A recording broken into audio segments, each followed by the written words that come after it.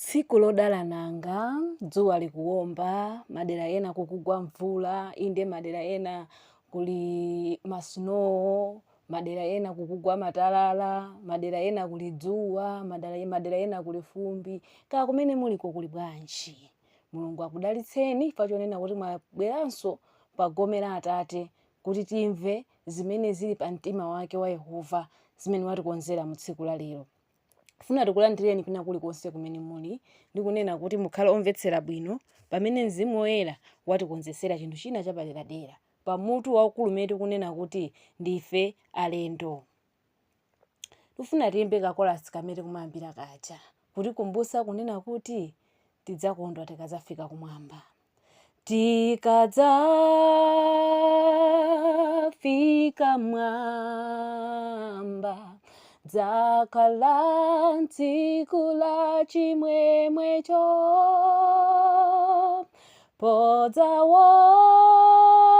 podzaona Yesu, dzayimba chigonjetsocho.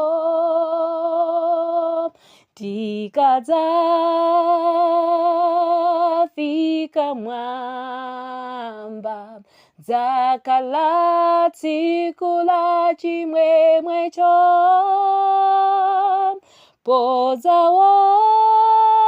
podzaona Yesu, dzayimba chigonjetsocho.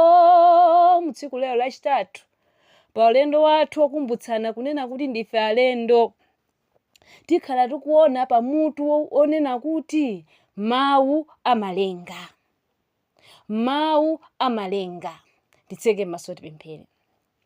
Atate wathu okonda amene muli kumwamba, dzina lanu lilemekezeke Mulungu wathu chifukwa chikondi chanu ndi chosatha chimene mationetsera ife ana anu.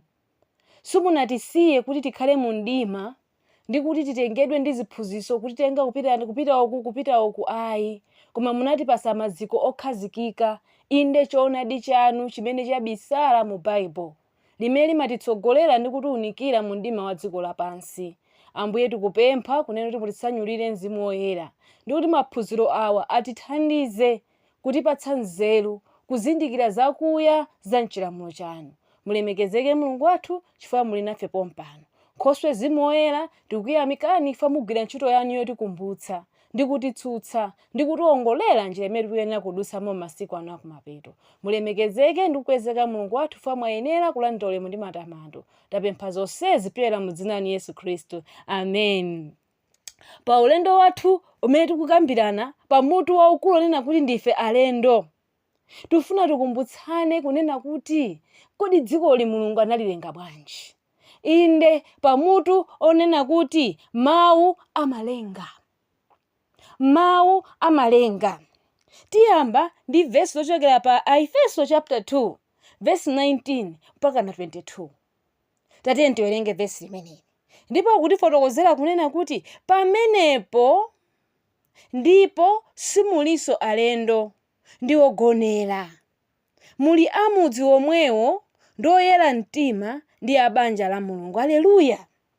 Titatha kuwerenga mavesi angapo amene akutitsimikizira kunena kuti ndife alendo. Pa Efeso chapter 2 verse 19 akutipasa chithunzithunzi china chimene akutiuza onena kuti ifeso si ifeso alendo kapena ogonera ayi, komatu muli amudzi omwewo wa oyera mtima ndi a banja la Mulungu. Kodi mudzi wa oyera mtima uli kuti? Nanga banja la Mulungu lili kuti? Nanga limazindikirika bwanji? Verse 20. Omangika pa maziko atumwi ndi aneneri, pali Khristu Yesu mwini mwala wa pangodya. Haleluya. Mudzi uwu wa oyera mtima wamangika pa maziko atumwi. Inde atumwi amene Yesu Khristu anasiya 12, komanso aneneri amene ananenera, anapereka maulosi osiyanasiyana amene dziko lapansi liyendere. Tinakambirana kunena kuti Bible linagawidwa zigawo ziwiri, chigawo cha Old Testament komanso New Testament. Tikuona kunena kuti pamene tikukamba za chigawo chakale kapena chigawo choyamba chimene chimanyamula kwambiri machitachita aneneri amene amalozera mmene dziko lapansi liyendere, komanso ananenera za mmene iwowo anakhalira, mmene ankalandira mavumbutso osiyanasiyana kuchokera kumwamba. Nawu tikaonanso za atumwi tikuona ndi pamene Yesu Khristu anabwera mu dziko lapansi nadzationetsera Atate kupera moyo wake osachimwawo, mmene mutimapeza atumwi amene Yesu Khristu anasina ntchito iyi kuti apite ku dziko lonse akalalikire. Inde mpaka na uthenga watipeza kuno ku Malawi tikuyankhulana mu Chichewa. Mulungu alemekezeke. Ndiye maziko athu akuyenera kukhala omangika pa atumwi ndi aneneri. Inde pamene pali Khristu mwini mwala wapangodya. Mwala wapangodya ndiye Yesu Khristu. Akutifotokozera kunena kuti verse 21, mwa iye chimango chonse cholumikizika pamodzi bwino chikula chikhale kachisi opatulika wa Ambuye. Verse 22, chimene inunso mumangidwamo pamodzi mukhale chokhalamo Mulungu mwa Mzimu. Haleluya. Inu Mulungu akufuna inu ndine tikhale chomangidwa chokhalamo Mulungu wa Mzimu, kuti ifeyo tisakakhale alendo m'mudzi mwa Mulungu. Pamene akutiuza onena kuti simuliso alendo kapena ogonera, koma muli amudzi woyera mtima ndi abanja la Mulungu. Banja lina lililonse limakhala ndi ndondomeko zimene zimayendera. Banja lina lililonse limakhala ndi mbiri, kodi awa anachokera pati, nanga ziphulupiriro zimene timakuyenderazi zinachokera pati. Ana amafanana ngakhale mwina ndi azigogo awo akumbuyoko, anthu akaona uyu akufanana ndi agogo akuti acha. Ndiye ndi chimozimozinso pamene tikuyenda njira ya Chikhristu iyi tikuyenera kuzindikirika mu zinthu zauzimu kunena kuti sife alendo, sife ogonera, chifukwa tatenga signature, tatenga mbendera imene kutitsimikizira ifeyo kunena kuti ndife mtundu osankhika wa oyera mtima. Ndife amudzi wa oyera mtima, banja la Mulungu. Ndi zokoma tikunena kuti lero lino tikhala tikukambitsana zokhuzana banja la Mulungu. Ndi nkhondo zimene Satana akuziponya banja la Mulunguli. Kunena kuti banja la Mulunguli Mulungu analikonzesera zotani. Ndipo banja la Mulunguli ndifuna ndikutsimikizireni kuti latsala pang'ono kulumikizika. Lero tikukhala m'madera osiyanasiyana, koma tsiku lina lifika olunga amakhala malo amodzi. Pakuti Baibulo linaperekedwa kwa ife ndi cholinga kunena kuti lilumikizitse oyera mtima. Wina ali ku America, wina ali ku Australia, wina ali ku Africa, wina ali ku China, wina ali ku Afghanistan, wina ali ku Mexico, wina ali ku Brazil. Koma tonse potagwira choonadi, tamutenga Yesu Khristu kukhala mwala wapangodya. Inde zikhulupiriro zathu zakhazikika pa maziko athu mwinde aneneri, tizakhala amodzi. Haleluya. Chimenecho ndi chimene tikutipangitsa ife kusakhalaso alendo kapena ogonera. Tatiye tipite pa Masalimo chapter 33 verse 6, pamene timvapo kunena kuti kodi Mulungu dziko lanalikonza bwanji. Masalimo 33 verse 6, dziko lanalilenga bwanji Mulungu athu. Mukhale pompo tikhalire limodzi tiphunzire kuchokera mkamwa mwa Mulungu. Masalimo 33 verse 6. Masalimo 33 verse 6. Tufuna timve kunena kuti kodi chipangidwe chathu mudzi woyera mtimawo umene Mzimu woyera kuti tanena kuti tilowemo anaulenga motani. Masalimo 33 verse 6 akufotokoza kunena kuti zakumwamba zinalengedwa ndi mawu a Yehova, ndipo ndi mpweya wa mkamwa mwake khamu lawo lonse. Tikukamba kunena kuti mawu amalenga. Kodi mawu amphamvu amene amalenga wandi andani? Akutifotokozera kuti zakumwamba zinalengedwa ndi mawu a Yehova, ndipo ndi mpweya wa mkamwa mwake khamu lawo lonse. Zonse zimene timaziona kumwambazi, nyenyezi, mitambo, iyayi kuli mwezi, kuli dzuwa, zonsezi zinalengedwa ndi mawu a mkamwa mwa Mulungu. Verse 9 akutifotokozera kunena kuti pakuti ananena ndipo chinachitidwa, analamulira ndipo chinakhazikika. Mulungu wathu amangolamula, amangonena, ndipo zonse zinakhazikika. Kuwale ndipo kunawala. Anafika ponena kunena kuti kukhale usana ndi usiku, ndipo zidakhala. thambo kulekanisa madzi ndipo zinakhala. Analenga dziko masiku 7. Anakhazikitsa sabata la masiku 7. Tatiye ntionebe kunena kuti kodi mulunguyi analenga motani dziko lake modabwitsa. Tatiye tipite pa Yesaya 48. Umboni wina otsimikiza kunena kuti mulungu analilenga dzikoli modabwitsa kwambiri. Yesaya 48 verse 12. Yesaya 48 verse 12. 48 verse 12. Tifuna tione umboni wina ogwirika kunena kuti dzikoli analilenga mulungu modabwitsa. Akutifotokozera kunena kuti mverani ine Yakobo ndi Israeli, oyitanidwa anga. Ine ndine woyamba, inenso ndine womaliza. Verse 13. Inde dzanja langa linakhazika maziko a dziko lapansi, ndi dzanja langa lamanja linafunyulula mwamba. Pakuziyitana ine ziyimirira pamodzi. Haleluya. Zonse zakumwamba, inde zonse za dziko lapansi zinapangidwa ndi dzanja la Yehova, zinakhazikika ndi dzanja la Yehova. Ndipo akunena kuti pakuziyitana izozo zonse zikuyenera kuyimirira limodzi, zonse zikuyenera kumumva. Akuti mverani ine. Uthenga uwu mwafika munyengo ino, munyengo yakutsitsimuka, kunena kuti anthu feti mvere mawu a Mulungu yekha. Pamene anthu akukamba matheory osiyanasiyana, evolution, iyayi big bang zinangochitika mwangozi, inde after chiwawa ndi pamene dziko linakhala. Koma mulungu akuti noti mverani ine, mwini wake wa dzikoli, ndipo umboni wake ndokhazikika. Tatiye ndipiteso pa vesi lina tione kunena kuti kodi mulungu analenga motani dziko lapansi. Aheberi chapter 1. Aheberi chapter 1 nayenso akuulula zimene mulungu analenga mu nthawi yake. Mu nthawi yake kunamukomera mulungu kupanga chani. Tiwerenga verse 10 kana tiwerenga verse 2.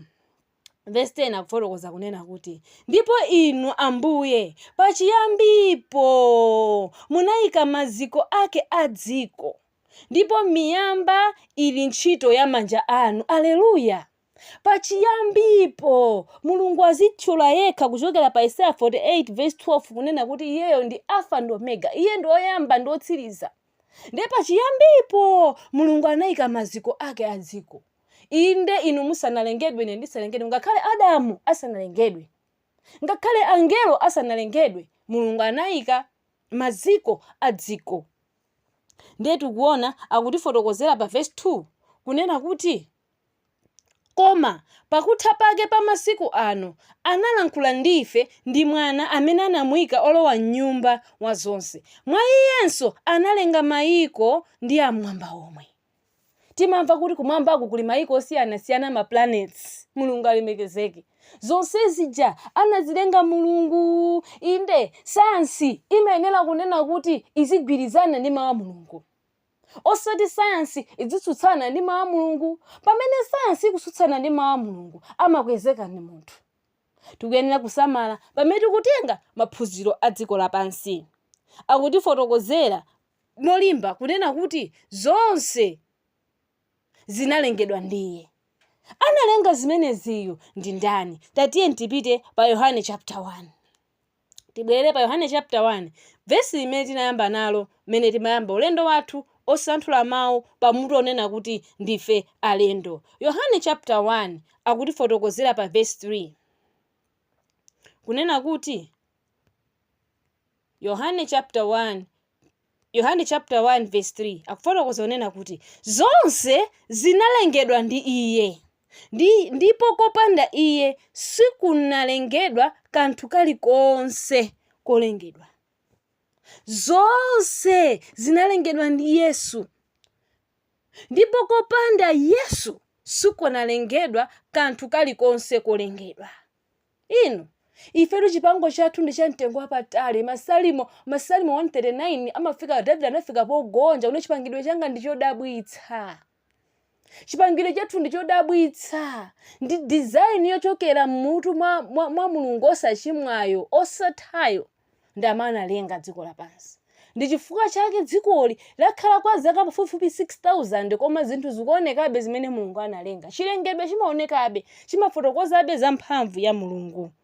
Verse 10 akutifotokozera kunena kuti anali m'dziko lapansi ndi dziko linalengedwa ndi iye, koma dziko silinamuzindikira iye. Timadziwa Yesu Khristu anakanidwa.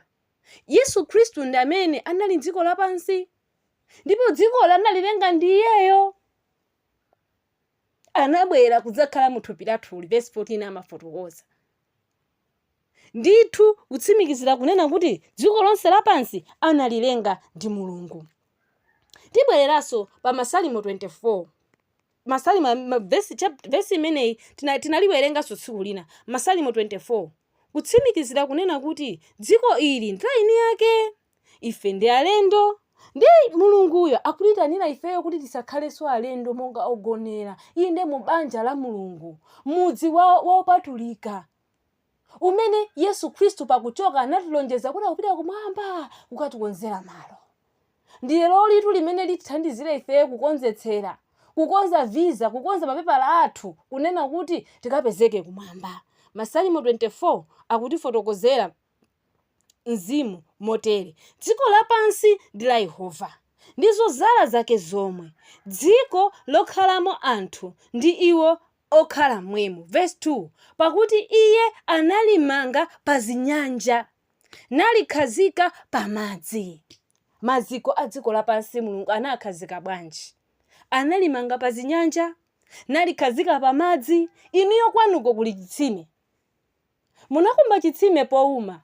Wina ku Saudi Arabia akumba chitsime powuma, koma akapita pasi amapeza madzi. Haleluya! Sayansi yeniyeni imayenera kunena kuti zimene 5 senses, mphuno, maso, kamwa, kukulawa kapena kumva fungo ndi kumva zizioneka. Imeneyo ndi sayansi yolondola. Davide akufotokoza mavumbutso la Mzimu Woyera kunena kuti pakuti dziko ili, dziko lapansi, Mulungu analimanga, maziko ake anawayika pa zinyanja nalikhazika pa madzi. Ndikuwerenga verse limati kapena chidziko chathu ndi chibote eti pasipo pali madzi, koma ndi zoona chifukwa tili ndi zitsime zimene timakumba. Tikakumba pasipo timapezapo madzi. Mulungu alemekezeke. Unena kuti sayansi yona sikuyenera kususana ndi mawu a Mulungu. Akutifotokozera kunena kuti maziko onse a dziko lapansi ndi Mulungu wathu amene anawakhazikitsa, ndipo ni maziko okhazikika. Ana Mulungu, pamene Mulungu akutitanira ifeyo kukhala abanja la Yehova, inde kukapezeka mmodzi wopatulika, ndikuti tisakakhale ngati alendo. Tinazo zinthu zimene ife tikuyenera kuzigwirisisa. Inde ziphunziro za wona wa mwambamwambayo zimene tikuyenera kuti tizigwirizitse. Maziko a dziko lapansi Mulungu wathu ndi amene anakhazikitsa, ndipo Mulungu wathu ndi Mulungu osatha. Yesaya chapter 40 verse 28 akutifotokozera motere. Verse 28 kodi iwe sunadziwe? Kodi sunamve?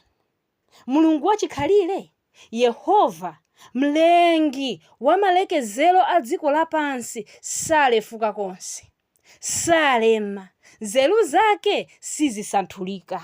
Aleluya! Verse 29 iye alimbitsa olefuka naonjezera mphamvu iye amene alibe mphamvu. Aleluya! Takamba kunena kuti sayansi yona munthu aziona ndi maso ake, osangoti fiyo lero ngolemba m'mabuku.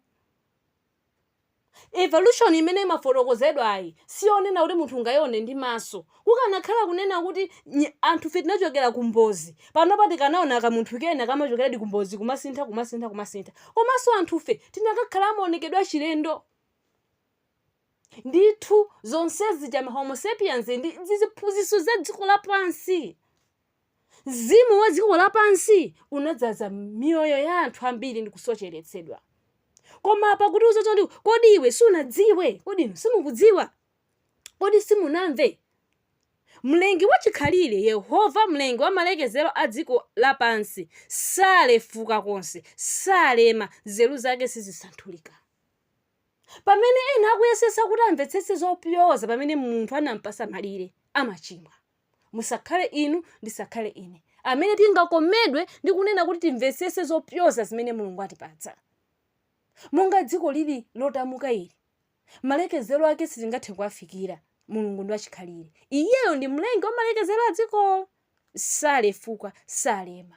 Mota pamene tikukumana ndi nyengo zokhwima, kuchita ulimi osatheka, tiye tikafunsire nzeru kwa iyeyi. Chifukwa kunena kuti nzeru yake sisanthulika. Iye alimbitsa olefuka, nawonjezera mphamvu iye amene alibe mphamvu. Mwinatu mwalema ndi matenda, mwayesa kumwa mankhwala achipatala sizikutheka, mwayesa kumwa mankhwala inde achilengedwe koma sizikutheka. Khulupirirani mwa Yesu Khristu, pakuti iyeyo alimbitsa olefuka ndi amphamvu. Amene akhulupirire mawu awa, Yesaya 53:1, achoonadi achiritsidwa. Muuzeni Mulungu kunena kuti ni Mulungu malonjeza, kunena kuti mulimbitsa ofoka, mupereka mphamvu kwa iwo alibe mphamvu. Ndipatseni mphamvu ine. Mawu a Mulungu, mawu amkamwa mwa Mulungu wathu ndi olenga. Tofunika takhulupirire. Chifukwa chimene Mulungu ayankhula chimakhala ndipo chimakhazikika. Tufuna tione kunena kuti kodi Mulungu atatha kulenga dziko lapansi, analengatu zinyama zikuluzikulu zopatsa chidwi, koma mwa zonse zimene analenga, munthu anamulenga mwa mtengo wapatali bwanji?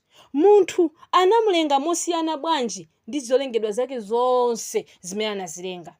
Tikawerenga kuchoka pa Hebrew chapter 2:6 akutifotokozera kunena kuti koma wina anachita umboni pena nati, munthu nchiyani kuti munkumbukira iye, kapena mwana wa munthu kuti mucheza naye. Verse 7, munamchepsa pang'ono ndi angelo, mudamveka iye korona wa ulemerero ndi ulemu, ndipo mudamuyika iye oyang'anira ntchito za manja anu. Aleluya! Munthu Mulungu anamuyika kukhala oyang'anira ntchito za manja a Yehova. Inde ntchito zodabwitsa zimene taziona zija zamlengalenga, inde zapasi pano, inde za munyanja, zonse zili m'manja mwa munthu. Ndeka kumakhala maunduna, kumakhala maulamuliro, onsewa kuyenera kuzindikira kunena kuti munthu ina aliyense anapasidwa udindo. Inde ngakhale ufulu ungachotsedwe kutilanda minda, kutilanda pokhala, mungodziwa kunena kuti ni plani ya Satana iyi. Koma chilipangizo cha Mulungu, chilinganizo cha Mulungu, munthu anamulenga modabwitsa kwambiri. Genesis chapter 1 akutsimikiziranso za ntchito imene munthu anapasidwa. Chapter 1:28 akufotokoza kunena kuti Mulungu ndipo anadalitsa iwo, ndipo adati kwa iwo, mubalane, muchulukane, mudzaze dziko lapansi, muligonjetse, mulamulire pa nsomba za nyanja, ndi pa mbalame zamlengalenga, ndi pa zamoyo zonse zakukawa pa dziko lapansi. Aleluya! Mulungu anatipanga ife kukhala akapitawo oyang'anira zimene iye anazilenga ndi manja ake. Ndiye tikamachita ndi chilengedwechi tikuyenera kusamalitsa, chifukwa chonena kuti Mulungu anangotipasa udindo, azakatifunsa kuno kuti chilengedwe unapanga nacho motani. Mulungu amatiwerengera kukhala oyang'anira ntchito za manja ake. Ife ndi akapitawo ndithu, ndipo sitikuyeneranso kukayikira kunena kuti Mulungu atipanga ife kukhala akapitawo. Tatiye tipite kwa Akolose chapter 1:16. Pamene tikulingalira za chilengedwe cha dziko lapansi ku Genesis chapter 1, kuti Mulungu analenga dziko lima masiku 7, inde kwabwera ziphunzitso zosiyana-siyana zosocheretsa zimene zikumafotokoza kunena kuti dziko linalengedwa billion of years, koma ndibodza chabe, ndizopanda umboni. Akolose chapter 1:16 akutifotokozera kunena kuti pakuti mwa iye zinalengedwa zonse zamwamba, takufotokozerana kale pamenepo, ndi zapadziko, zooneka ndi zosaonekazo. Timamva zinthu ali kuli oxygen, kuli mpweya amene timapuma, palibe amene mpweya angauone. Inde kuli timaparticles tina ting'ono timene ifense timatha kutiona ngakhale kumva fungo lake. Zimenezo zooneka ndi zosaoneka zomwe Mulungu anazilenga. kapena mipando ya chifumu, inde ngakhale mafumu, kapena maufumu, kapena maukulu, kapena maulamuliro, zinthu zonse zinalengedwa mwa iye ndi kwa iye. Zinthu zonse zimene timaziona zinalengedwa mwa iye ndi kwa iye. Inde zinthu zosaonekazo, kula achina hydrogen, achina achina carbon dioxide, achina chani, zimene masayansi akatumbatumba kumaziona zosaoneka ndi maso anazilenga ndi Mulungu. Verse 17, ndipo iye ali woyamba wa zonse, ndipo zonse zigwirizana pamodzi mwa iye. China chilichonse chimene timachionachi chimamvera lamulo la Mulungu wamkulu wakumwamba, ndipo zimagwirizitsidwa mwa iye. Iyeyo ndi amene amazisamala ndi kunena kuti zisaphwanye lamulo. Mulungu wathu inu ndi Mulungu wadongosolo, analilenga dzikoli modabwisa mwamtengo wapatali. Nanga chilengedwe cha dziko lapansi chinakhala motani? Tikawerenga kuchokera pa Genesis chapter 1, chapter chonse timakhala tikumva za chilengedwe cha dziko lapansi. Tsiku loyamba Mulungu ndi mawu ake amphamvu amene awerenga kunena kuti ndipo anayankhula, ndipo zinakhala, ndipo zinakhazikika. Pa Masalimo 24 verse 2 tikuona kunena kuti yeye ananena kuti kuyere, ndipo kunayera, ndipo kuyeraku anakuona kwabwino. Ndi anasiyanitsa, analenga usana ndi usiku. Tsiku loyamba. Tsiku lachiwiri Mulungu analenga thambo kulekanisa madzi ndi madzi, kuti thambo lina lipite kumwamba, madzi ena apite kumwamba, madzi ena akhale pansi. Nalenga thambo, firmament, inde mene timaona mumakhala nyenyezi. Tikuona tumene Mulungu analengera. Tsiku lachitatu Mulungu analamula kunena kuti madzi onse asonkhane pamodzi akhale nyanja, ndipo mtunda unaoneka. Ndi analamula mtundawo kunena kuti ubereke zomera. Tikuona tumene maziko ake anachitira. Taona koyamba kuja unati analekanitsa madzi ndi madzi, zozoti madzi ena anapita kumwamba, madzi ena anatsala. Madzi ena anatsala pamene pamanalenga mtunda paja, pamene pamaneka maziko ake. Kunena kuti Mulungu analenga dzikoli pamwamba pa madzi. Madzi ali pansi, dziko lili pamwamba. Ndiye tikutha kuona kunena kuti atatha kulenga mtunda, Mulungu anabwereranso kuthambo lija limene analilenga tsiku lachiwiri, nalamula kunena kuti kukhale zowunikira masana, inde zowunikira usiku, chowunikira champhamvu dzuwa, madzulo, mwezi ndi nyenyezi, zimene kufikira lero ngakhala asayansi namba yake sakuidziwa. Haleluya! Inu Mulungu wathu ndi wamphamvu. Ngakhala atakhala kunena kuti ali ndi zima telescope zamphamvu kwambiri, koma sanadziwe mpaka na lero kunena kuti namba chiwerengero cha nyenyezi ndi chani, koma Mulungu amadziwa. Tikakapulumuka inu, tikakalowa m'mudzi mwa oyera mtima uja, inde tikakakhala kuti takhozadi maisolowera m'banja la Mulungu, tikadziwa nambala zimene la nyenyezi zimene ma astronomers asanadziwe nditu, a geography sadadziwe, ayi ife tikadziwa. 5. Mulungu analamulira kunena kuti thambo mukhale mbalame zosiyanasiyana zimene timazionazi. Munyanja mupezeke zinsomba, inde zokwawa madzi ndi pamtunda pomwe, zing'ono achina buluzi chani, zimenezo Mulungu anazilenga pa tsiku la namba 5. Pa tsiku la namba 6 Mulungu anabwereranso pa mtunda nalenga zirombo, nyama, kuphatikizapo munthu uyu amene Mulungu anampasa ntchito yoyang'anira zonse zimene anazilenga. Ndipo Mulungu pakulenga iye amafotokozera kunena kuti ndipo kunali madzulo, ndipo kunali usana tsiku loyamba, ndipo kunali madzulo, ndipo kunali usana tsiku lachiwiri, mpaka nakufika tsiku la namba 6 pamene Mulungu wathu analenga. Now akutifotokozera kunena kuti Genesis chapter 1 verse 31, Mulungu atatha kulenga zonse zimene anazilenga, ndipo anaziona Mulungu zonse zimene adazipanga, ndipo taonani zinali zabwino ndithu. Ndipo panali madzulo, ndipo panali mmawa, tsiku lachisanu ndi chimodzi munthu adalengedwa. Nkhani yokoma nanga anthu pa chipangidwe chathu ndi cha mtengo wapatali chimene Mulungu anatilengera.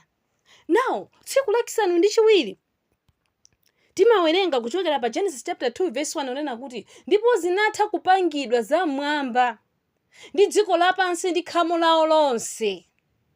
Tsiku lachisanu ndi chiwiri Mulungu anamaliza ntchito yonse anayipanga, ndipo anapuma tsiku lachisanu ndi chiwiri ku ntchito yonse yake. Mulungu anapuma ku ntchito yake yonse, ndipo verse ya kunena kuti Mulungu ndipo anadalitsa tsiku lachisanu ndi chiwiri naliyeretsa limenelo chifukwa limenelo adapuma ku ntchito yake yonse imene Mulungu anayilenga ndi kuyipanga.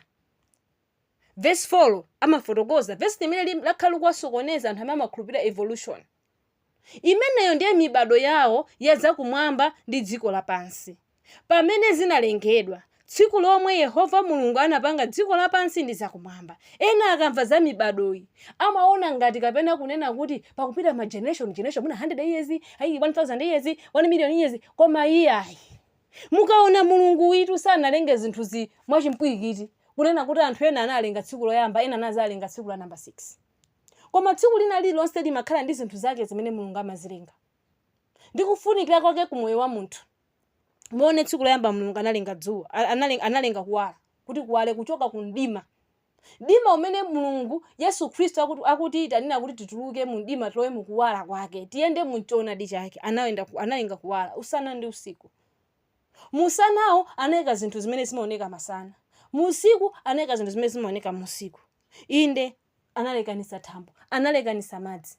Ndicho linga chonena kuti anthufe komanso zinyama zapamtunda tizipeza pokhala. Za madzi nazonso zili malo okhala madzi. Amenewo ndi mibado ma generations iwo timaphunzira ifeyo kunena kuti iyayi cat family, iyayi animal kingdom, plant kingdom, sizona tingakhale zomera nazonso zili maufumu awo.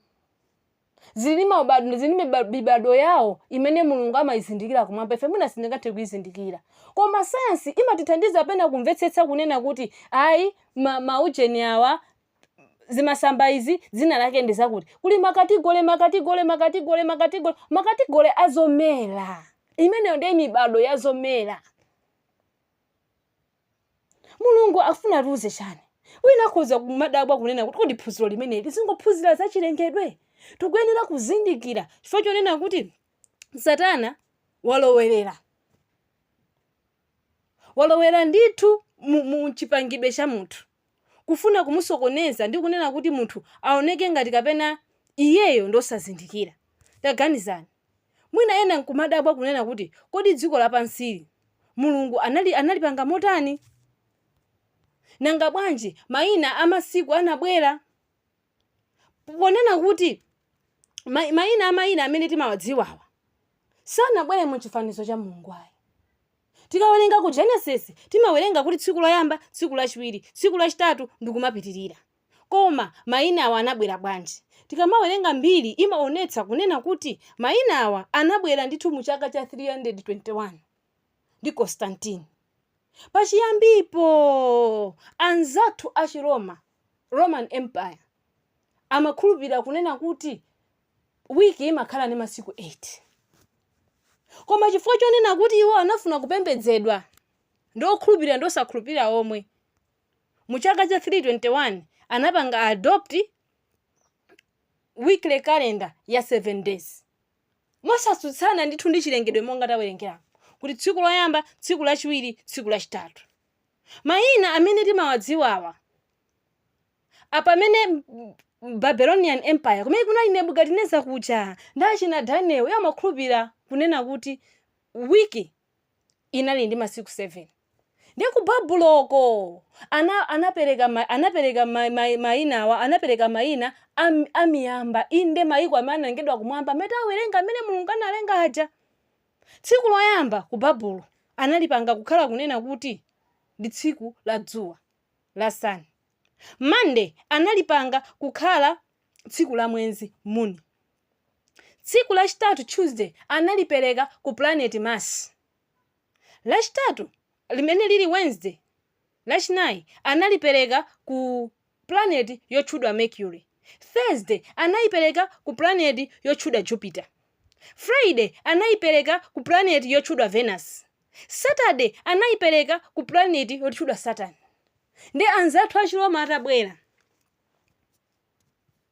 anaona kunena kuti chifukwa izizi zinazo zoti zamba kuzolowereka kuchokera ku Babuloni kuja anapanga adopt mayina amene aja ndikuyika mayina achizungu kuwachotsa china Mercury, Jupiter, Venus, Saturn kwamba kumatchula Monday mpaka na kumapita. Ndipo mu 321 mu Roman Empire Constantine amakhulupirira ndi onse kunena kuti Sunday ndi tsiku loyamba pa Mulungu. Ndi analipereka kwa Mulungu dzuwa kunena kuti tsiku lili zilemekezeka. Kupatula kulipereka kwa Mulungu dzuwa analipanga kukhala tsiku lopuma imene lili ngozi kwambiri. Posachedwa pa dziko lonse likakamizika kupembedza Sunday. Izi zidayamba kale mu nthawi ya 321 Yesu Khristu atakwera kumwamba. Monday imene tikuona mwezi ndi Mulungu mayi. Ndi chifukwa chake mu zaka za 19 momwemo Maria anapangidwa yeye kukhala ngati Mother of God ndikunena kuti ambe kupembedzedwa Monday. So Monday tikuona nena kuti ali pasaonera kuti ndi ya Mulungu mayi imene imayimirira chidziwitso komanso imayimirira muyaya inde komanso kusafa kukhala wa muyaya kulibe gahena machiritso maphunziro zonse zimapezeka pa Mulungu umenewu wa mwezi Monday. Tuesday ndi Mulungu opsa kwambiri chifukwa amathandauza kunena kuti anachokera ku Masi amene ndi Tiu muzilankhulo zina ku Chiroma uku amene ndi Mulungu wa nkhondo ndi mlengalenga. Mwina tikudabwa zinkhondo zikuchuluka kwambiri. Satana anafuna kufufuta ndithu chilengedwe chake cha Mulungu.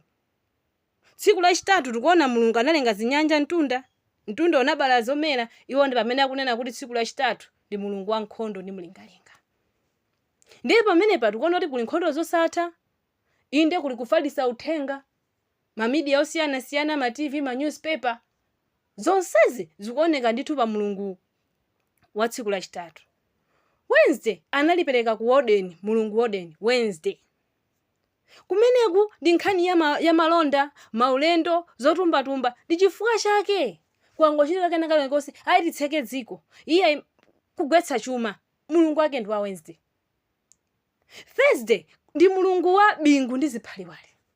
Mwina tikumadabwa kukuchitika zoopsa zambiri kwachuluka ngozi tu kwambiri kungambira zaka za 2023 kumafika lero kuli mafloods ena akuvutika ndi snow mvula yosagwa mu nthawi yake zivomerezi moto Satana kwake nkuononga basi master of destruction. Tikutha kumuona kunena kuti God of Thunder ndamene amayimirira Thursday thunder.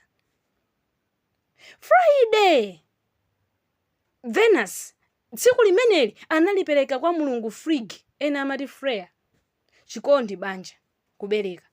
Ndi chifukwa chake Friday kumachitika zigololo zambiri anthu amamamo amaledzera amakhala ndi moyo wachitayiko fuka analipereka kuti ati kuchikondi banja. Koma banja limene likunenedwa apa ndi za ma LGBTs kunena kuti ine ndasankha izi musandiletse. Tikutha kuona kunena kuti Saturday limene lili la Sabata anthu akudziko lapansi akuchilomwawo analipereka ku Saturn Mulungu wa chuma inde wa agriculture. Tsiku limeneli anthu akumapanga maphwando awo ma-meeting yawo iye ayikupita ku nyanja. Ndikuwuzani chale kuvuta dziko lapansili kunakhala kunena kuti tsiku la Sabata anthu akulisunga monga Mulungu ananenera bwezi kulibe njala. Koma njala imene tikuvutika nayo iyi ndi chifukwa chonena kuti dziko lapansi anthu sitinalipase mpumulo. Taponya ndithu zolembera za Mulungu. Koma Mulungu akutitanira ifeyo kukumvera. Mulungu akutitanira ifeyo kutsata choonadi chake. Chifukwa akutiuza zonena kuti simuzakhalanso alendo kapena ogonera inde mumudzi wopatulikawo mukasunga mawu a choonadi awa. Mukakhulupirira kunena kuti wolenga ndi mlengi wakumwamba. Mulungu atithandize ndithu kuti tikhulupirire tisakopeke inde ndizo kamba zimene Satana akukamba. Tikosa kuona kunena kuti muzaka zonse zimene Mulungu analenga dziko lapansi panapita zaka almost 4,300 to 400 years kunena kuti adzika sintha mayina a dziko mayina amatsiku. Ndi tsiku la Sabata lokha limene Mulungu analitchula la Sabata pa masiku 7 tsiku limodzi limene mulungu analipasa dzina. Koma mayina onse amene timatchulawa ndi a milungu ya Chiroma. Ndotipasa dziko tsoka. Ndi chifukwa chake matsoka saleka. Timachoka patsoka pa chisoni iye ayimaliro. Ngozi zosatha chifukwa dziko li Satana analipereka ku chiwonongeko pakusintha mayina amene mulungu anayika. Nkhondo yosinthasinthayi Satana anayiyamba kalekale. Ngakhale chilengedwe cha ife anthu Satana amachifunsa mafunso osiyanasiyana. Koma mwana wa Mulungu sitikuyenera kukhala otekeseka kapena ochita mantha. Tatiye tione mphamvu zina, tione mene mulungu analilengera dzikoli. Umboni wina okhazikika timaupeza ndithu kuchokera pa Masalimo 8, pamene mulungu amazionetsera iyeyo kukhala olenga wamphamvu. Inde chilichonse chimene timachiona maso mwathu anachilenga ndi mulungu. Verse 3 akufotokoza kunena kuti pakuona ine thambo la kumwamba lanu, ntchito ya zala yanu, mwezi ndi nyenyezi zimene munaziyika. Aleluya. Verse 1 akunena kuti Yehova Ambuye wathu, dzina lanu liposadi nanga pa dziko lonse lapansi, inu amene munayika ulemerero wanu pa thambo la kumwamba. Mulungu anayika ulemerero wake pa thambo lake la kumwamba. Ndipo ife pamene tikuona thambo la kumwambali tiziona ntchito za zala za Yehova. Mwezi ndi nyenyezi tiziona mphamvu ya mulungu. Inde alipo lero amene amapembedza mwezi. Ena chikhulupiriro chawo ilo chimora ife nda nyenyezi. Amawerenga nyenyezi ndi kumakhulupirira ndi kumazipembedza. Tsoka. Tikuyenera kupembedza olenga osati kupembedza zolengedwa. Usakhale nayo milungu ina koma ine ndekha. Usazipangire weka fano losema. Likufotokoza ndithu lamulo number 2 pa Exodus 20 kuyambira verse 4 mpaka na 6. Likutifotokozera mokhazikika. Usazipembedzere izo. Ndakutifotokozera pa verse 4 kunena kuti munthu ndani kuli munkumbukira, ndi mwana wa munthu kuli mucheza naye. Mulungu amacheza naye. Taganizani akaunti ya creation chilengedwe anayilemba ni Mose. Patapita zaka zoposa 2000 ndi pamene achina Mose amabwera. Koma mulungu anampasa vumbulutso kumeta kumuonetsa amene amalenga, kumampasa ndithu ma vision masomphenya amphamvu kuti dziko linkaliyenga chonchi. Mose ndi kumalemba. Lero lino tikuphunzira. Nengakhale wina angafune kutsutsa koma mawu a mulungu ndokhazikika. Verse 9 akutifotokozera kunena kuti Yehova Ambuye wathu, dzina lanu liposadi nanga pa dziko lonse lapansi. Kutsimikizira kunena kuti dzina la mulungu ndi dzina la mphamvu. Verse 2 akufotokoza kutsimikizira kunena kuti mkamwa mwa makanda ndoyamwa munakhazikitsa mphamvu chifukwa cha utsutsana ndinu kuti muwaletse ndani ndi obwezera chilango. Haleluya. Mulungu wayika mphamvu mkamwa mwa makanda. Wayika mphamvu mkamwa mwa atumiki ake amithenga ake osiyanasiyana. Amphamvu omveka, osauka, otchuka, aamuna, akazi, achinyamata, inde agogo. Wayika mphamvu mkamwa mwawo. Ndikunena kuti tinenere kutsutsana ndi oyipayo dani wa munthu Satana, amene wabweresa ziphunzitso zolakwika, amene ntchito yake ndiyo fufuta zonse zimene mulungu anachita. Monse mene mulungu wayendamo amapita kukafufuza. Takumbukira ninu fanizo la ofetsa. Anapita kukafesa mbewu during the day. Wafesa usiku ndana anabwera nayenso kuzafesa mbewu. Antchito ake anafunsa mwini wake munda, kodi mbewu iso yasalidwa nthawi zanji? Mwini munda anayankha ifota amaona zonse. Kunena kuti dani wanga anabwera usiku kuzafesa. Ndi chifukwa chake pakati pathu pali ziphunzitso zosiyana zimene zili zosakaza, zimene zili zoononga, koma mulungu wapereka mphatso mkamwa mwa makanda oyamwa inde opanda mphamvu, monga amene tawerengera kuchokera pa Yesaya kunena kuti amene alibe mphamvu ndidzampasa mphamvu. Amene sangathe kulalikira ndidzampasa mphamvu. Ena mphamvu imene mulungu awapasa ndiyongolemba. Iniyo ngati mumalemba, tayamba ndi kulemba za ulemerero wa mulungu. Mulembe matrako osiyanasiyana, muwagawe mwamwaze kuti anthu adziwe Yesu. Pamene dziko lapansi likukweza science ya dziko lapansi, nzeru za dziko lapansi, inu ndine tikuyenera kukweza mulungu wathu okhazikika. Inu zinthu zonse za dziko lapansi zili m'manja mwa mulungu. Zinthu zonse za dziko lapansi ndi mulungu amene anazipanga. Ndipo ngakhale moyo wathu uli m'manja mwa iyeyo. Ngakhale amene atsutsana nazo zopatulika zonse za Yehova, moyo wawo uli m'manja mwa Yehova. Mulungu wathu ndiopirira, mulungu wathu ndi wachikondi, chifukwa iyeyo safuna munthu yense akatayike, koma wina aliyense afike kukulapa. Yobu chapter 12 verse 10 akutitsimikizira kunena kuti m'dzanja mwake muli mpweya wa zamoyo zonse. Haleluya! Ndi mzimu wa munthu aliyense, wabwino ndi oyipa, mzimu wake uli m'manja mwa mulungu. Inde zamoyo zonse, mpweya wonse uli m'manja mwa Yehova. Tisamanyade anthu fetu kuyenera kukhala odzichepetsa, pakuti mulungu ndi mulungu wabwino. Inde mmoyo uno tizikhala nazo zosowa zosiyanasiyana, koma mawu mulungu akutifotokozera, akutilimbitsa motani. Mateyu chapter 10 verse 30 akutifotokozera kunena kuti Mateyu chapter 10 verse 30 sitikuyenera kudera nkhawa ndi kena kalikonse, kungotitsimikizira. Komatu inu matsitsi onse a mutu mwanu awerengedwa. Chifukwa chake musamaope, inu mupambana mpheta zambiri. Inde wina aliyense amene wapereka moyo wake kunena kuti ndikufuna ndiphunzire za mudzi wa oyera mtima, ndikufuna ndiphunzire kuti ndikhala bwanji mwana wa mulungu, pakukana ziphunzitso za dziko lapansi, inde pakukana maphunziro amene amakweza munthu, akuti sitikuyenera kudera nkhawa. Asayansi tusadziwa kuti munthu amakhala ndi sisi lambiri bwanji, kuchenjera konse kuti alibe nambala mene amakanikiranso kuwerengera nyenyezi kumwambako. Koma mulungu, munthu wina aliyense ngakhale wa sayansi amene sakhulupirira mulunguyo amadziwa kuti ndi sisi lambiri motero tisamadere nkhawa pakukumana ndi nyengo zowawa zosiyanasiyana. Mulungu amene anatilenga ali nayo njira yotisungira. Moyo wathu uli m'manja mwake, tisamaopa kupha thupi amene sangathe kupha mzimu, chifukwa mzimu suli m'manja mwake. Mulungu wathu ni mulungu wodabwitsa. Akutifotokozeranso pa Yobu pomwepa, Yobu 38 verse 4 kusonyeza kunena kuti mulungu analenga dziko lidi modabwitsa, maziko ake ali m'manja mwa mulungu.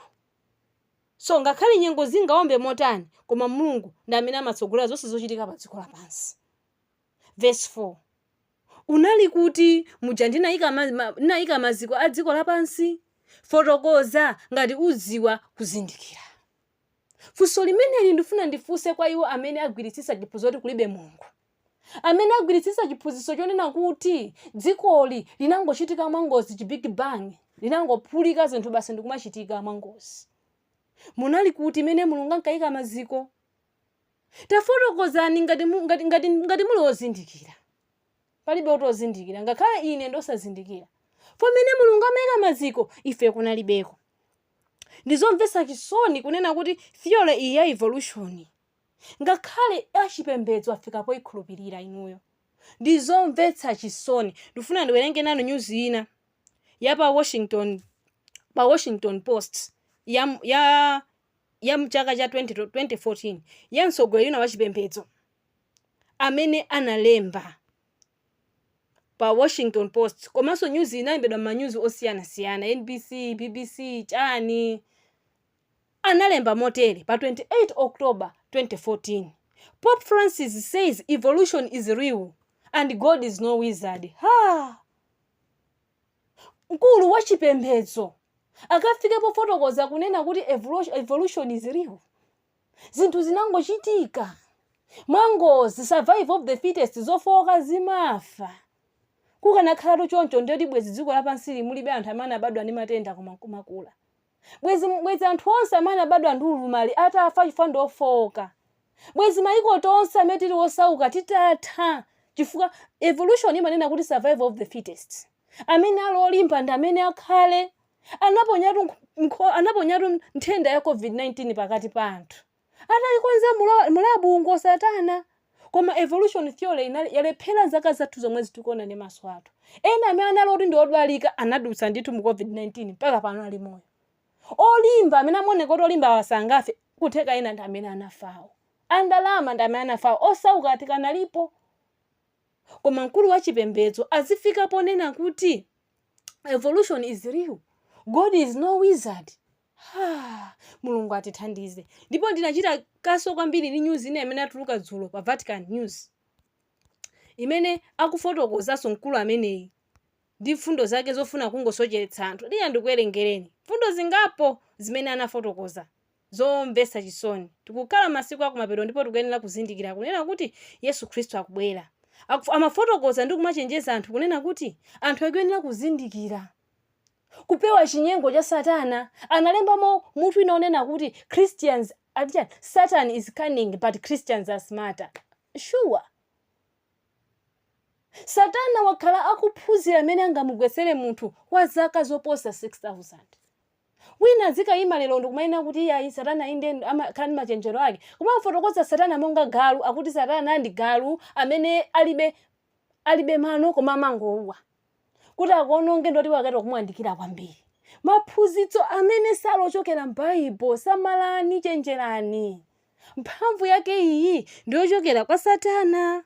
Mulungu akuyenera kutithandiza ife ndi kutizindikiritsa pakuti tikukhala masiku oyipa, pamene okana Khristu abweretsa ziphunzitso zosiyana-siyana zimene zikuomba pa dziko lapansi ndi cholinga chonena kuti zisocheretsa unyinji. Musakhale inu, ndisakhale ine amene tisocheretsedwe. Yohane chapter 3 verse 8 akutitsimikizira zonena kuti tikuyenera kukhala ochita bwanji, tikuyenera kukhala osamalitsa bwanji ndi ziphunzitso za dziko lapansi. Yohane chapter 8 akufotokoza iye wochita tchimo ali ochokera kwa mdierekezi, chifukwa mdierekezi anachimwa kuyambira pachiyambi. Kukachita ichi mwana wa munthu adaonekera, ndiko kuti akaononge ntchito za mdierekezi. Mulungu wapereka amithenga ake pa dziko lapansi, amene anyamule uthenga ufika nawo ku dziko lonse lapansi ndi kunena kuti ntchito za mdierekezi zikaonongeke. Pamene akunena kuti iye chilengedwe chaonongeka. Koma taganizani, papita zaka almost 2000, matamangira 2000, mwina 1.7 chisinthireni mayina amene Mulungu anawalemba. Kunena kuti mayina amasiku ndi tsiku loyamba, lachiwiri, lachitatu, lachisanu, Sabata. Iwo anasintha. Lero akunena kuti taononga chilengedwe. Ndi apa Mzimu Woyera akutifotokozera kunena kuti kunachitika kuti mwana wa Mulungu adaonekera, ndiko kuti akaononge ntchito za mdierekezi. Inu Mulungu akufuna ifeyo tikhale ovomerezeka banja la Mulungu, tikapezeke mudzi mowera mtima, osati monga alendo, osati monga ogonera, koma okhazikika. Titatha kukhala mu dziko lapansi limene mulibe mtendere, titatha kukhala mu dziko lapansi limene ladzaza ndi ngozi zosiyana-siyana, kutsimikiza kuti Yesu Khristu akubwera posachedwa. Zonsezi ndi zowawa zoyamba. Masiku onse amene timaona 6 apa amene alipo kuyambira Mande mpaka na Saturday, amene asintha mayinawa ndi milungu yoonetsera zowawa zoyamba zimene zinafotokozedwa pa Matthew 24. Apita mukawerenge inu mukaziona. Pali nkhondo, pali maudani wina ndi nzake, maukwati achilendo, chikondi chapa ubale chozilala, kutsimikiza kuti Yesu Khristu akubwera. Tsiku loyamba Sande limene alipasa kuti sani ndiye nkhondo yomalizira imene Khristu tiyenera kulowamo, kukalimbana ndi dzuwalo.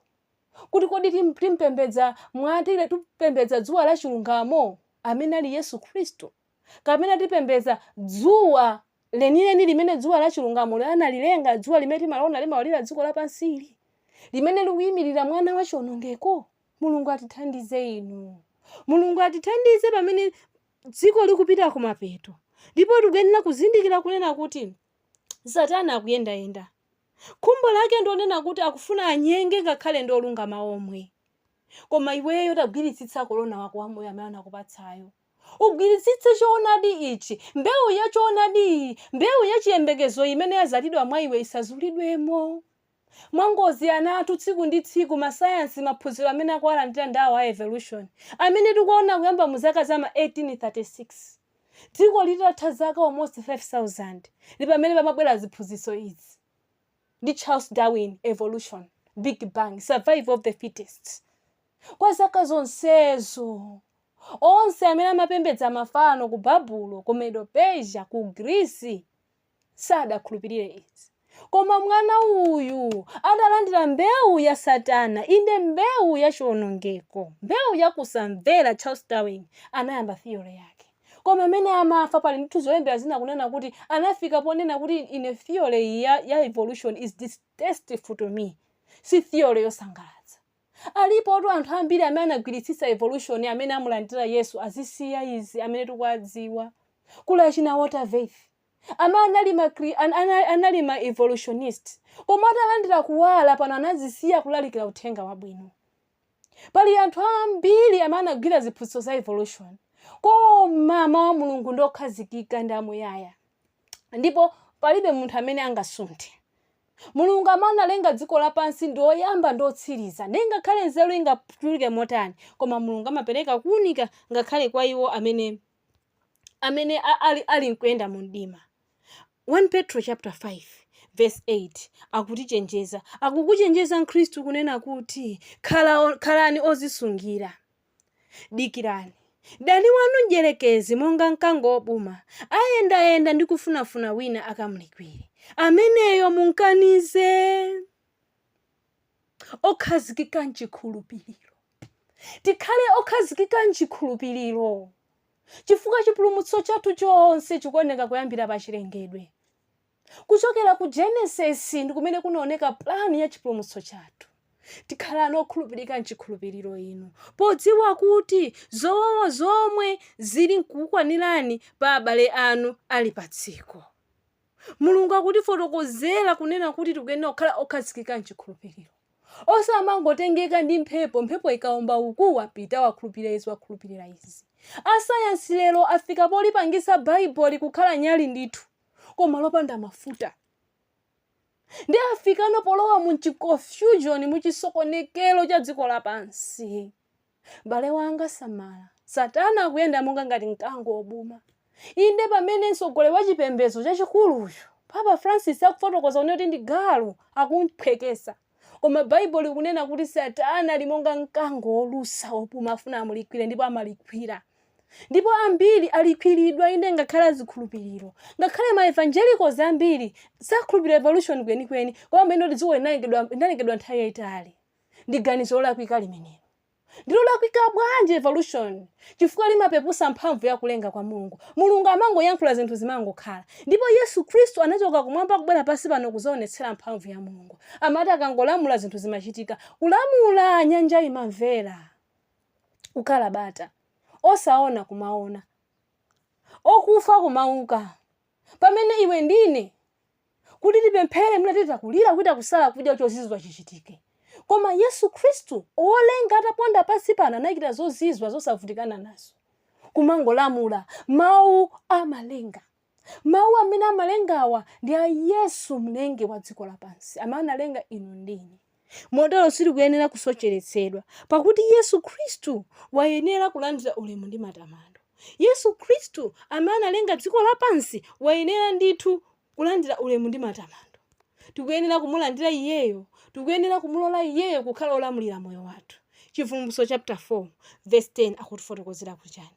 Chivumbulutso chapter 4 verse 10 akufotokoza mawu otere, kutitsimikizira kunena kuti akulu 24 amagwa pansi pamaso pa iye wakukhala pa mpando wachifumu, nalambira iye amene akhala ndi moyo kufikira nthawi za nthawi, ndipo aponya pansi makolona awo kumwamba pachifumu ndi kunena, muyenera inu Ambuye wathu ndi Mulungu wathu kulandira ulemu ndi ulemu, kulandira ulemerero ndi ulemu ndi mphamvu, chifukwa munalenga zonse ndipo mwa chifuniro chanu zinakhala ndi zilengedwa. Haleluya.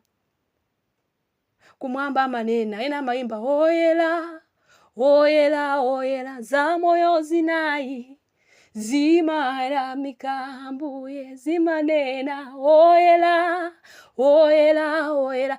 Amangoyimba kutheka sadzi wa tanthauzo lake, zimayimba oyera oyera oyera oyera. Kuli bwanji iwe wochimwa ine wochimwa tikuyenera kumulemekeza Mulungu wathu motani?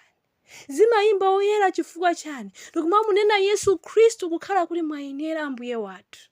mulungu wathu kulandira ulemu ndi mphamvu pamene dziko lapansi likupereka ulemerero kwa atsogoleri a mipingo amphamvu. Iyi ndi kwa china Charles Darwin ndi maphunziro awo achabe ku maphunziro a dziko lapansi, koma amene wayenera kulandira ulemu ndiye Yesu Khristu wokwezedwayo. Chifukwa chani? Chifukwa adalenga zonse ndipo mwa chifuniro chake zinakhala zinalengedwa. Inu simunalengedwe mwangozi ayi, simunalengedwe mwangozi.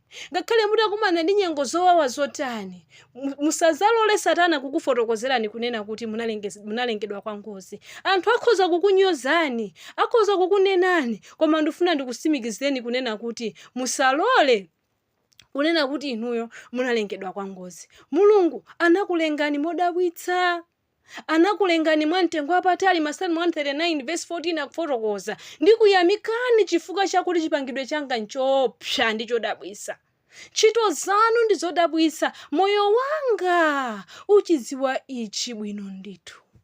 Pamene tikuyenda tikuyenera kuzindikira kuti chipangidwe chathu ndi chodabwitsa. Mwina munabadwa ndi ulumali, mwina mwalumala mutakula kale, mwina mukudwala mwafika polemetsedwa, koma ndifuna ndikuzindikiritseni kunena kuti Mulungu analenga zonse mu chifuniro chake ndipo anazilenga mwa mphamvu yake. Kumwamba kumakhala matamando, kumalemekeza, ifenso timulemekeze. Tikuyenera kumuyamika Mulungu koposa chifukwa chipangidwe chathu ndichopambana. Palibe munthu wopambana nzake maonekedwe. Musazichepetse inuyo ndikuziwononga kuziwonjezera. Sitinamve pakulengedwa pa munthu kunena kuti munthu anampanga ndamuza zonena kuti munthu iwe yamba kuzola izi kuti ufike pamene Mulungu ankafuna. Ayi, Satana musalole kukutsitsani inuyo kukufikisani pakanthu kopanda pake. Khalani mene mulili, zikukwanireni, maonekedwe anu akukwanireni, chifukwa mawu amphamvuyo analenga ndipo amalenga ndipo akupatseni moyo. Mulungu akudalitseni, akulimbitseni pamene tikhale ogonjetsa pamene dziko likupita kumapeto. Titseke maso tipemphere. Atate wathu wokonda amene muli kumwamba, tikuyamikani chifukwa mwayenera kulandira ulemu. Monga amuna 24 amayimba kumwamba, woyera, woyera, woyera, naponya akalona awo pansi. Ine mtumiki wanu nanenso ndikuponya thupi langa pansi, kulengeza kuti ndinu woyera, ndinu woyera, ndinu woyera, ndipo mukuyenera kulandira ulemu chifukwa munalenga zonse modabwitsa, ndipo chipangidwe chathu ndi chodabwitsa. Mulemekezeke Mulungu wathu chifukwa mulenga chotsopano miyoyo yathu. Mitima imene yakhala ili muchimo muyikonzanso, mutilenga mwatsopano chifukwa mphamvu yakulenga sinalandidwe m'manja mwanu ayi, mukanali nayobe. Mulemekezeke Mulungu wathu chifukwa mutalenga zonse munayamikira kuti zinali bwino ndipo zikuyenera kukhala bwino. Ndikupempha Mulungu wanga mundilandire ine, mulandire iye amene akumvera uthenga uwu, komanso kwa iye amene angakagawane ndi anthu ena kunena kuti Ambuye tikufuna tilembetse nawo mu buku la anthu a m'mudzi mwanu, tufuna tikhale mu register la m'mudzi mwanu, ndikunena kuti Ambuye tikapezeke pakati pa mudzi wa anthu opatulika, inde tikhale ana a Mulungu. Mulemekezeke inu Yesu Khristu fa munazipereka nokha nsembe, ndikuti kupyera moyo wanu ife tikatchedwe ana a Mulungu. Tapempha zonsezi pyera mu dzina lanu Yesu Khristu, amen. Kufikiranso tsiku lina mawa lomweli tizakumane pamene tizakhale tikukambirana pamutu onena kuti imfa mbola yako ili kuti. Titagonjetsa mu dziko ili tizafika pofunsa imfa mbola yako ili kuti.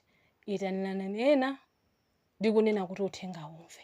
Mwina mukhoza kukhala ndi funso pa maphunziro amene takhala tikukambirana, mukhoza kulumikizana nafe kuchokera pa nambala iyi 083 382 531. Mulungu akudalitseni.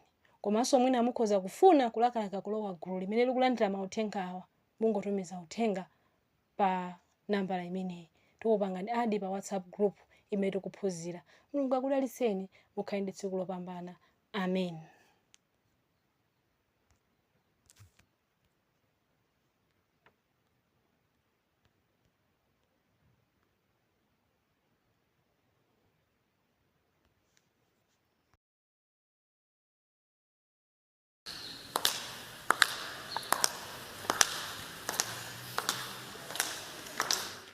Atate watu ufumu wanudze tifunitsitsa kukondwa nthawi zonse ifa matenda zonse zikulibeko umasiye zowawa zonse zikulibeko.